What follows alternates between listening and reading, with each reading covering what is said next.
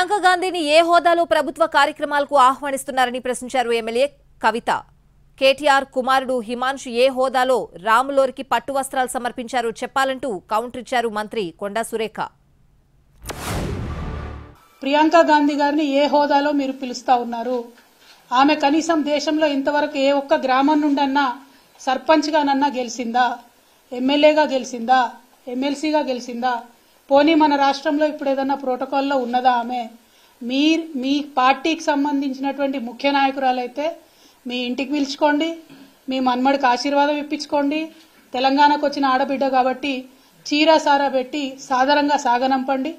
కానీ ప్రభుత్వ కార్యక్రమాలకు ప్రియాంక గాంధీ గారిని పిలుస్తామంటే తప్పకుండా నల్ల బుగ్గలు ఎగిరేసి ఆ రోజు ప్రొటెస్ట్ చేస్తామని ఈ సందర్భంగా మేము ముఖ్యమంత్రి గారికి హెచ్చరిక చేస్తా ఉన్నాం. భద్రాద్రి శ్రీరాముడికి పట్టు వస్త్రాలు పట్టుకొని పోయిండు మీ అన్న కొడుకు.